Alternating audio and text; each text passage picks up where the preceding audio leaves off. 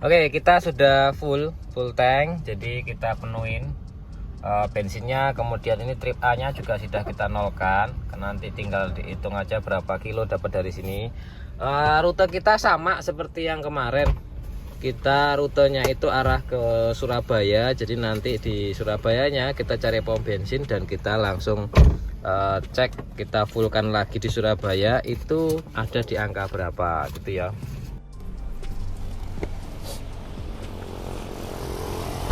Assalamualaikum warahmatullahi wabarakatuh. Halo semuanya, ketemu lagi sama saya Sungging Trenggono di channel saya ST Mobil TV. Ini pagi-pagi jam setengah 6 kita keluar dari rumah. Kemudian kita rencananya perjalanannya itu mau ke Surabaya lewat tol ya, sesuai seperti yang treknya yang kemarin. Jadi waktu itu kan mobil ini pas waktu mesinnya apa adanya, itu saya tes keiritannya. Itu dari Karanganyar ke Surabaya, kemudian balik lagi tekan Sragen, nyampe Sragen itu saya fullkan lagi. Itu ini waktu itu menempuh perjalanan 420-an kilo dan bensinnya waktu itu habisnya 1:10. Jadi di bawah tol ke Surabaya kemudian balik lagi itu per liternya itu 1 liter dapatnya 10 kilo. Nah kali ini pengetesannya insya Allah sama, walaupun mungkin nanti kita tengah-tengah aja ya. Jadi dari sini ke Surabaya kita fullkan lagi. Berarti 1 liter itu dapat berapa kilo gitu ya. Karena mesinnya ini sudah mengalami upgrade. Jadi sudah beberapa part saya masukkan ke mesinnya. Nanti saya akan buka partnya apa aja setelah nanti kita berhasil ngetesnya melebihi 1 liter 10 kilo tentunya, karena harapan saya tetap lebih. Nah nanti apa aja perubahannya, apa aja rasanya dirubah setelah pakai alat itu nanti saya sebutkan setelah kita pulang dari Surabaya. Sekarang kita langsung aja menuju Surabaya lewat tol. Ini kan Karanganyar, nanti kita jalur sana langsung kita ke Surabaya. Karena hari ini kayak mau ngecek unit juga di Surabaya, itu ada beberapa unit mulai dari Swift dan R3. Yuk kita langsung jalan.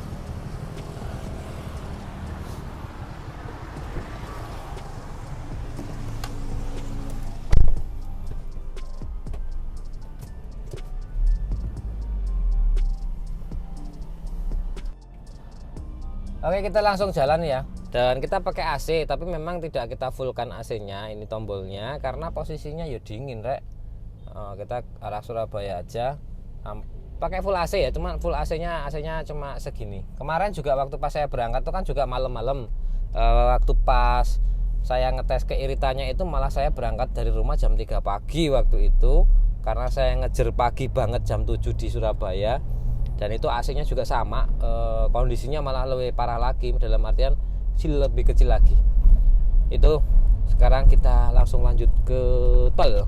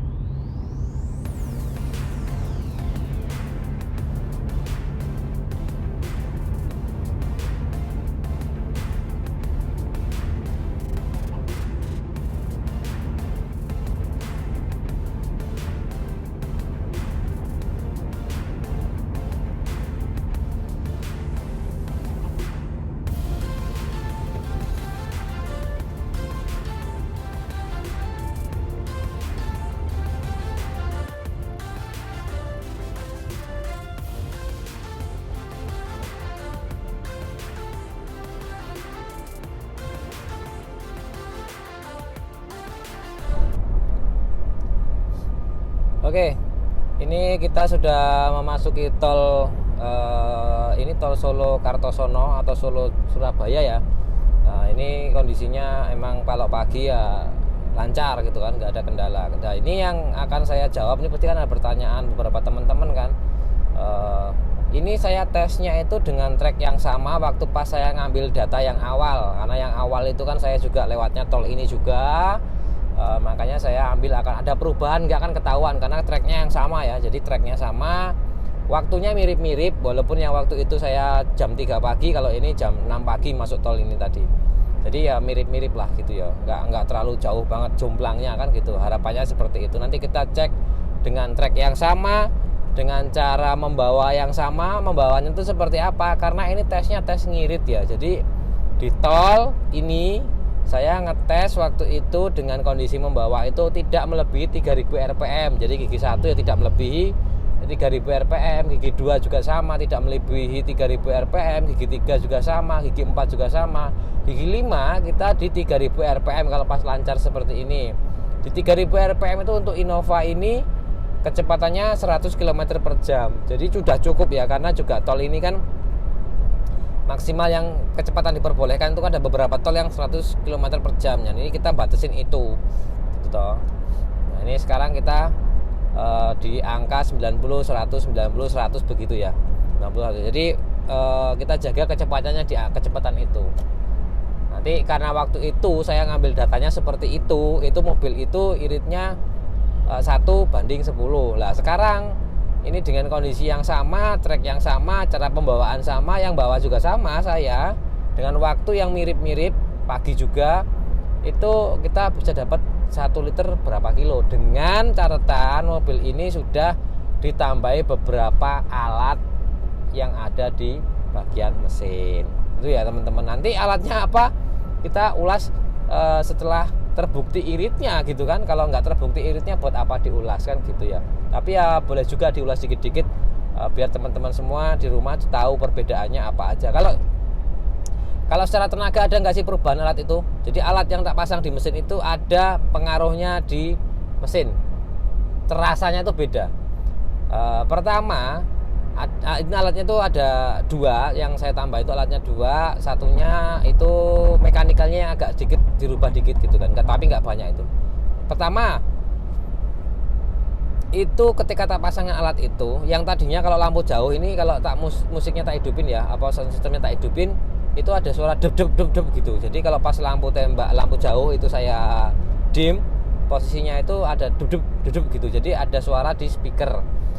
Cuma tak tambahin alat itu, yang tadinya bunyi duduk di speaker waktu pas saya hidupkan lampu jauh atau lampu besar, itu sekarang sudah tidak ada suara itu. Tapi kalau dilepas langsung ada suaranya. Jadi emang ada ngaruhnya di sana ya. Ada ngaruhnya di sana. Terus kemudian rasa pembawaannya itu agak sedikit beda. Tapi sedikit loh ya. Jadi lebih enteng sedikit. Gas-gasannya mobil itu rasanya tuh tenaganya digas sedikit dia langsung RPM-nya naik gitu. Itu perbedaannya. Terus berikutnya alat yang kedua ini agak signifikan rasanya. Nah ini kenapa kok nggak di ini aja kalau di itu habis dimodifikasi terus langsung naik ke dyno test, ya nggak sesuai. Kenapa nggak sesuai? Karena harus di dyno test. Karena apa? Karena ini modifnya itu tidak lebih dari angka 1 juta bro. Jadi alat-alat yang tak pasang ke sana itu nilainya tidak ada 1 juta. Makanya tidak perlu kayak pikir untuk dyno test. Kenapa tidak perlu ya? Karena untuk dyno test sekali run aja udah berapa juta gitu kan, tidak sesuai sama apa yang dipasang di aplikasi mobilnya. Cukup dirasakan aja, oh rasanya memang berubah, rasanya memang ada gitu loh. Itu ya pertanyaannya, kenapa nggak di dyno test, berapa tenaga yang dihasilkan segala macamnya. Karena alat yang dipasang itu nggak lebih dari 1 juta, makanya nggak perlu yang namanya dyno test. Yang cukup penambahan alat yang di bawah 1 juta itu kan cuma kita pengen nambah dikit gitu loh. Rasanya pun sudah cukup puas gitu ya. Ada perbedaan gitu aja udah cukup bagus ya. Ada perubahan. Makanya sekarang setelah dirasa itu saya pakai 1 bulan, dirasa itu memang ada banyak perubahan yang saya terima atau yang saya rasakan setelah 1 bulan itu. Makanya ini saya memberanikan diri untuk lanjut melakukan pengetesan keiritan bahan bakarnya, karena tujuannya ketika saya pasang alat itu menambah tenaga mesin, akhirnya apa, bisa mengirit bahan bakar. Dengan apa? Ya gasnya nggak perlu dalam-dalam, RPM-nya cepat-cepat naik gitu loh. Jadi ketika gasnya itu pelan-pelan tapi RPM-nya cepat naik, otomatis kan bahan bakar yang disemprotkan ke mesin sebenarnya sedikit, nggak banyak, tapi tenaganya ada. Itu loh maksud saya. Kita pembuktian aja langsung, jadi tidak perlu dyno test. Berapa tenaga yang dihasilkan setelah perubahan itu tidak perlu, karena biaya biaya penambahan alat cuma 1 juta. Jadi terus ini juga posisinya saya ngetes ke Surabaya ini sekalian mau ngecek Suzuki Swift sama R3 gitu ya. Mas-mas, mbak-mbakku semuanya, kita lanjut untuk perjalanan ke Surabaya. Ini kecepatan tetap ya. Jadi di 3000 rpm kurang dikit, kemudian juga kecepatannya 90 100 90 100 itu. Gitu ya wes. Nanti kita berhenti di tol, kita sarapan juga, nyari sarapan. Ini bapaknya yang kebetulan yang pesan mobil itu juga mau ikut ngecek mobilnya. Beliaunya dari Bondowoso. Mana ya, Bondowoso apa mana tadi ya? Saya lupa ya. Pokoknya Jawa Timur arah sana lah, pokoknya agak jauh gitu, sebelah sana Malang gitu beliaunya. Ini beliaunya juga perjalanan katanya dari rumahnya ke Surabaya 3 jaman gitu ya. Yuk sekarang kita langsung cus.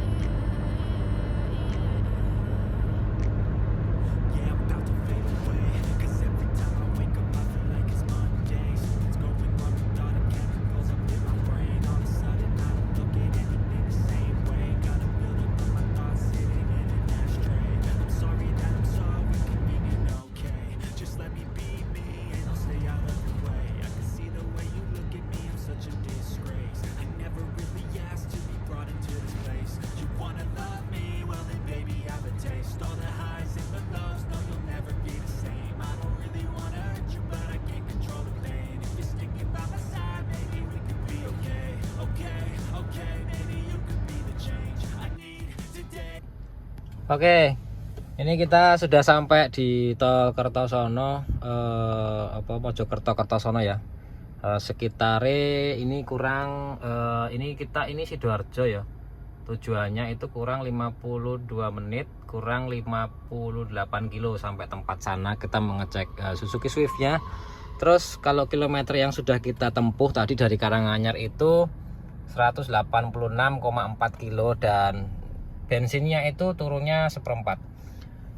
Ini ada perbedaan ya, ketika saya pakai kemarin terus dipakai di tol ini pasti ada perbedaan yang menurut saya ini harusnya 112-an lah kurang lebih ya nanti, tapi pastinya kita bisa cek di setruk pembelian bahan bakar ya. Kita pakai Pertalite untuk pengetesan ini dan nanti harapan saya 112, tapi tidak tahu nanti kondisinya seperti apa.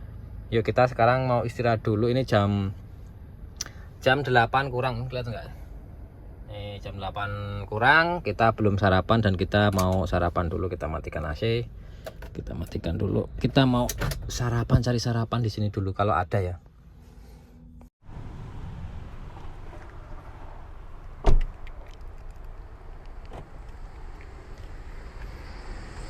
Kita mau cari sarapan dulu ya. Ini mana yo? Rest area Melati 695. Yuk kita cari tempat makan di sini mana yo? Ini adanya Batagor ya. CFC hadir. Duh, makan di mana bingung kalau di rest area seperti ini pagi-pagi ya. Kita nongkrong di sini dulu bentar. Allahu Akbar. Ya. Ini kita pagi-pagi tadi berangkat sudah jam 5:30 dari rumah. Masuk tol itu sekitar jam 6. Dan ini kita baru sampai sekitar 180 kiloan tadi ya. Masih sekitar 50 kiloan lagi baru sampai di Sidoarjo, Jawa Timur. Nanti coba kita sebelum tol apa setelah tol nanti kita keluar isi bensinnya. Mudah-mudahan sih target saya kali ini 112 untuk perjalanan di tol ya. Tapi kalau di kota-kota mungkin 110 lah. Kalau kemarin yang saya rasain itu sebelum saya ada perubahan di mesin itu kan di tol 110 ya. Itu full tol itu 110. Kalau di luar tol itu perkiraan saya 18. Jadi buat teman-teman semua yang punya Innova 2005 mungkin ya kalau pas di kota-kota macet segala macam itu 1.8, tapi kalau pas tol itu mungkin 1.10, 1.11. Nah, ini target saya untuk sekarang itu bisa 1.12.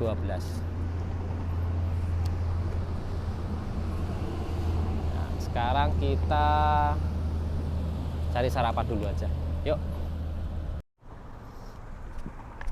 Kelupaan, tasnya belum diambil.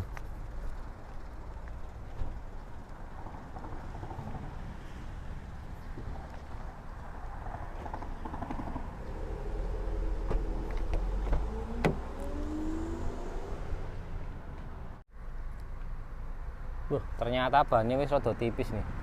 Tandanya ini tanda ketipisan ban atau keausan ban. Ini sudah nempel sama aspal ini. Ini tanda keausan bannya sudah sebentar lagi habis nih.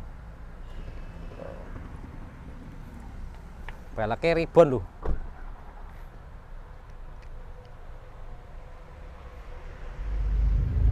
Kita sudah keluar tol. Ini di arah Jalan Geluran, Jalan Raya Surabaya. Kita mau ambil arah Bundaran Waru. Ini masih macet ya perjalanan. Tadi kita mau isi bensin di tol tapi tidak memungkinkan, jadi kita kebablasan gitulah intinya. Sudah keluar tol baru nyadar belum mau ngetesnya belum. Nggak apa-apa, kita nyari pom bensin yang ada di luar tol aja, nggak apa-apa. Hari ini kita arahnya Wonokromo. Oke, macet. Ini perjalanan sudah 236 kilo dan masih belum sampai setengah sih, masih setengah di atasnya ya, bensinnya seperti itu.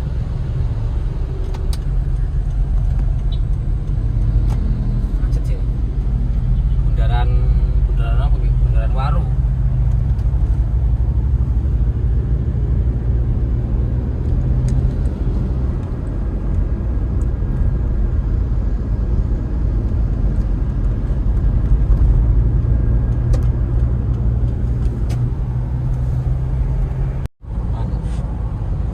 Nah, ini kita sudah agak lepas dari macet-macet di Waru ya. Ini kita masih naik ke flyover ke arah Sidoarjo. Kalau nggak salah sih, nggak hafal nih. Ini Jalan Raya Waru. Nggak hafal aku coy. Oh, ini aku biasanya jalan kaki di situ tuh. Oh, itu tuh. Biasanya aku ngelakuin. Berapa kali jalan kaki itu ngecek mobil. Ini nyari pom bensin terus kita isi full. Ini sudah 238 kilo. Itu berapa liter yang dibutuhkan untuk jalan sampai 238 kilo ya. Mudah-mudahan cuma 15 liter gitu ya. Harapannya sih, tapi nggak tahu nanti, yang pasti mesti ya 20 literan kayaknya. Kita langsung aja nyari pom bensin terdekat dari sini. Yuk.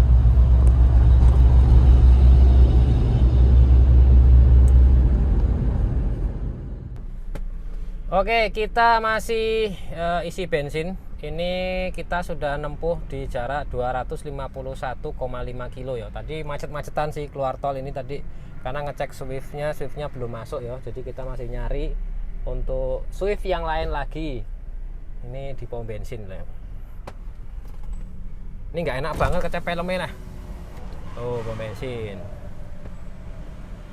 Oke, kita masih fullkan dan ini kita mau nota, ngecek notanya saat berapa. Tadi sempat macet-macetan agak jauh ya, sekitar 20 kilo tadi kita macet-macetannya. Karena keluar dari tol itu ternyata nyari sampai sarapan, sampai ngecek mobil itu belum ketemu pom bensin. Jadi ini sudah ketemu pom bensin yang besar. Kita mau cek berapa ngirit setelah dikasih kuwi lah, pokoknya ngono. Nanti kalau bener ngirit yo tak kasih tahu apa aja ininya, apa yang sudah dilakukan perubahan di mesinnya. Oke, kita mau ke parkiran sebentar ya. Kita parkiran sebentar. Ini tadi sudah ada setruknya. Kita berhenti sini dulu nih, parkiran. Parkir mobilnya di sini. Set. Dah. Oke, sekarang kita mau ngecek. Ini kan kita fullin ya. Ngecek kalkulator. Ini ngisi bensinnya itu tadi ini berapa liter ini? Liter 21 liter setengah ya. Nah, ini sekarang kita itu 25 kilometer. Coba lihat. Kata enggak? Nih. Oh, tak nyalain dulu. Tuh. 251,5. Nih. 251,5 dibagi ini liternya tuh kita beli 21,5. Oh. Dapatnya 11,69. Yo, sudah mendekati 12 lah. Perkiraan saya kalau apa namanya, ini hasilnya ini kan tadi ada kita macet-macetan sampai 20 kilo. Setelah keluar tol nyari ke pom bensin ini kita kan tadi macet-macetan, kemudian kita ngecek Suzuki Swift-nya dulu. Terus habis itu kita keluar dari perumahan itu macet-macet lagi sampai ketemu pom bensin ini. Jadi kalau menurut saya kalau di tol itu kemungkinan ada di angka 112. Tapi karena kita tadi itu keluar tol dan macet-macetan, jadi hasilnya adalah 11, ini kalau dibuletin 7. 11,7 karena 697 ya. Jadi kalau dibulatkan kan jadi 11,7 kilo per liter. Wes irit. Sudah ada hasilnya, beda sama karena sudah saya rasain selama 1 bulan. Ada perubahannya lumayan besar dari tenaganya, terus dari akselerasinya itu lebih cepat naiknya RPM-nya. Jadi memang dari awal itu saya sudah perkirakan memang ada perubahan. Dan seperti apa perubahannya kan kita ndak tahu apa dari mananya gitu ya. Tapi maksudnya berapa perubahan kilometer per liternya kan kita nggak tahu. Makanya kita langsung lanjut tes. Oke, jadi setelah saya rasain, setelah saya pasang-pasang, saya rasakan itu ada perubahan. Tapi kan saya belum melakukan tes iritnya seberapa irit. Dan sekarang saya sudah membuktikan perjalanan dari Solo, Karanganyar sampai ke Surabaya, sampai Sidoarjo, keliling-keliling muter-muter sampai 251 kilo kan. Dan ini sudah kurang lebih sudah menggambarkan apa yang saya rasakan lah gitu, intinya seperti itu. Memang ada perubahan, 1 liternya naik kurang lebih 1 liter itu naiknya jadi 2 km karena tadinya 1 liter waktu tak tes di Karanganyar Surabaya itu 1 liternya cuman cukup 10 kilo. Lah sekarang itu 1 liter bisa cukup hampir 12 kilo gitu kan, 1,7 ya. 1,7 kan bentar lagi itu udah 12 karena tadi macet-macet. Jadi saya yakin kalau tadi nggak macet-macet otomatis 112 itu akan tercapai. Ketika mobil ini 112 maka di macet-macet pasti 110. Karena itu yang saya rasain kemarin itu kalau pas saya nolkan, setiap ngisi full tak nolkan itu udah kilometernya 400 kilo gitu, saya isi itu pasti 40 liter gitu kan, saya nolkan lagi. Jadi kalau speedometer itu saya nolkan, kemudian di sana sudah jalan 300 kilo, saya isi pasti 30 liter gitu. Itu berarti kan 1 liternya 10 kilo. Kalau pas kota-kota, tapi kalau pas luar kota jalan tol itu 112. Sudah mulai masuk akal dengan mobil yang sebesar ini, bobotnya sebesar ini. Jadi sekarang kita mau bongkar-bongkar apa aja yang sudah saya lakukan perubahan di bagian mesinnya. Yuk sekarang kita cari tempat dulu karena sini panas dan ini hari Jumat, kita mau Jumatan dulu. Nanti setelah Jumatan kita bongkar-bongkar sedikit. Oke, terima kasih. Sekarang kita lanjut dulu. Yuk. Oke, kita sudah sampai masjid. Kita mau Jumatan dulu, tapi sebelum itu kan bolehlah kita sambil nunggu waktu Jumatan kita apa aja yang sudah dilakukan perubahan ya. Yuk kita cek. Tapi nggak saya secara mendalam, nggak menjara detail apa aja yang sudah dilakukan perubahan karena nanti itu saya buatkan videonya. Kalau teman-teman semua mau detailnya masalah apa aja yang perubahan dilakukan di video ini, alat ini ya, di mesin ini perubahannya apa, kalau mau dibuatkan video yang lebih lengkap nanti akan saya buatkan, jadi tinggal komen aja. Tapi sekarang kita cuma mereview dikit aja apa aja yang sudah dilakukan perubahan di mesin ini. Yuk cek yuk.